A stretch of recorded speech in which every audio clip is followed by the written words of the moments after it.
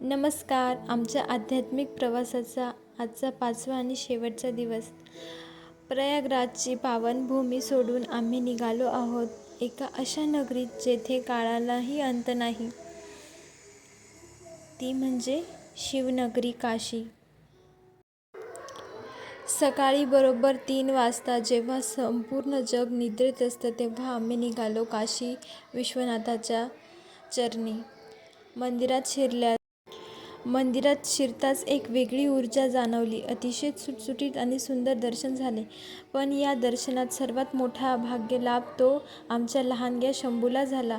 साक्षात काशी विश्वनाथाच्या लिंगाला स्पर्श करण्याची संधी मिळाली. एवढंच नाही तर तिथल्या ब्राह्मणाने प्रेमाने महादेवाच्या लिंगावरची पवित्र रुईची माळ शंभूच्या गळ्यात घातली. तो क्षण पाहून असं वाटलं की खुद्द महादेवाने त्याला आशीर्वाद दिला आहे. एक आई म्हणून तो आनंद शब्दात सांगणं कठीण आहे. दर्शन झाल्यावर त्यानंतर आम्ही काशीच्या कालभैरव मंदिरात बाजारपेठात काही काशाची भांडी विकत घेतली. त्यानंतर थोडी विश्रांती घेतली आणि आम्ही निघालो काशीच्या 86 घाटाच्या प्रवासाला.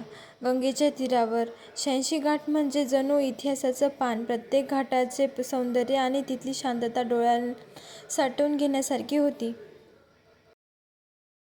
काशी अविनाशी पाहुनी घाट, मन होई शांत. काशी वाराणसी किंवा काशीमध्ये गंगेच्या काठावर एकूण 86 घाट आहेत. हे घाट केवळ दगडी पायऱ्या नसून भारताची संस्कृती, आध्यात्मिक आणि इतिहासाचे प्रतीक आहे. यातील काही प्रमुख घाटांची माहिती आम्हाला गाईडने दिली.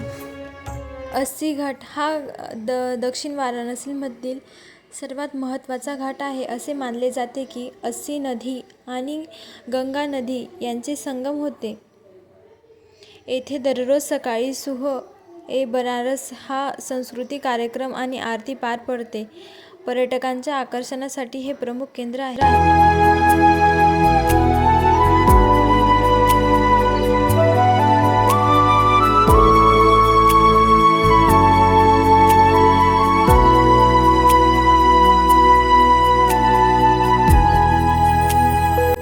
समोर दिसतोय तो राजा हरिश्चंद्र घाट, सत्य आणि धर्माचे प्रतीक.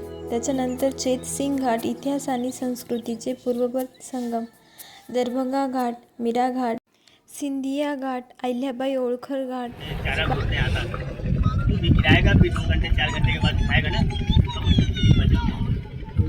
ये घाट का नाम है देखिए शिवाला घाट. जो बगल में ये देखिए हवेली है, पूरे हवेली होटल है क्या? हमें लग गया जब नहीं मिला तो उनको थोड़ा गुस्सा आ गया, क्रोध आ गया. उन्होंने क्रोध में काशी को सलाह दी. जैसे मैं अपनी पत्नी की कान की कर्णिका के लिए जल रहा हूँ, यहाँ पे ऐसे बॉडी जलता रहे.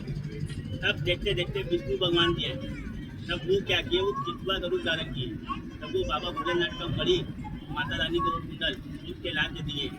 देने के बाद फिर विष्णु भगवान अपने रूप में आके काशी विश्वनाथ जी से पूछे कि प्रभु आप ये बताइए, आपने काशी को सराप दे दिया, अब काशी में कौन आएगा? स्वयं काशी विश्वनाथ जी वहीं खड़े होकर बोले, नारायण मैंने कुछ पहले बोला था, युग को वापस तो नहीं ले सकता हूँ, लेकिन मैं यहाँ पे ये बता दे रहा हूँ, यहाँ पे जिनको भी ला के उसका दाह संस्कार किया जाएगा उनको मोक्ष मिल जाएगा.